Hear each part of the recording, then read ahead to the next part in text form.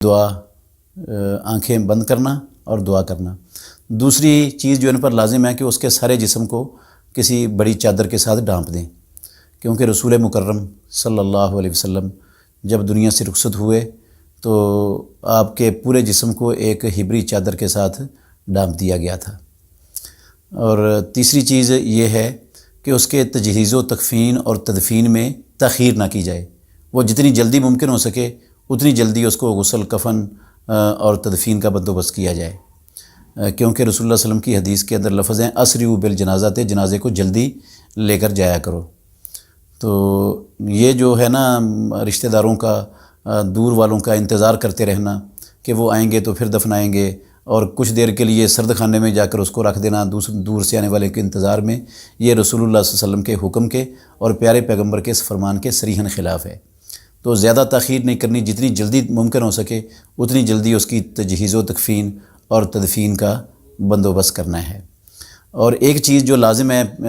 بعد والوں پر میت کے فوت ہونے کے بعد، کہ جتنی جلدی ممکن ہو سکے اس کے ورثاء اگر اس پر حقوق ہیں تو وہ فوری طور پر ادا کر دیں،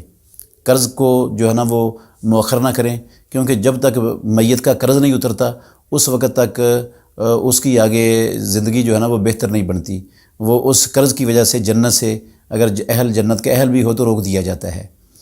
تو جب تک اس کا قرض نہیں اترتا اس وقت تک اس کی جان نہیں چھوٹتی۔ اس لیے یہ واجب ہے حاضرین پر جو میت کے پاس ہیں فوت ہونے کے بعد، کہ جتنی جلدی ممکن ہو سکے اتنی جلدی اس کے حقوق جو لوگوں کے ہیں وہ ادا کر دیے جائیں۔ قرض ہے، کوئی اور کسی قسم کا حق ہے تو اس میں تاخیر نہ کی جائے۔ نحمدہ و نصلی علی رسولہ الکریم۔ جب انسان فوت ہو جاتا ہے تو اس کے پاس جو لوگ موجود ہوتے ہیں کچھ چیزیں ان پر ضروری ہیں کہ وہ ان کا خیال رکھیں۔ ان میں سے ایک چیز ہے کہ اگر فوت ہونے والے کی آنکھیں کھلی ہیں تو فوری طور پر اس کی آنکھیں بند کر دیں اور اس کے لیے دعا کریں، جس طرح کہ ام المومنین ام سلمہ رضی اللہ عنہ کی حدیث میں ہے کہ جب ابو سلمہ فوت ہوئے تو رسول اللہ صلی اللہ علیہ وسلم تشریف لائے، تو فوت ہونے کے بعد ابو سلمہ کی آنکھیں کھلی کی کھلی رہ گئیں، تو رسول اللہ صلی اللہ علیہ وسلم نے ان کی آنکھیں بند کیں اور فرمایا کہ جب فرشتے آتے ہیں تو میت کی آنکھوں کے پیچھے لگتی ہیں اور وہ کھلی رہ جاتی ہیں تو اس کو بند کر دیا کرو۔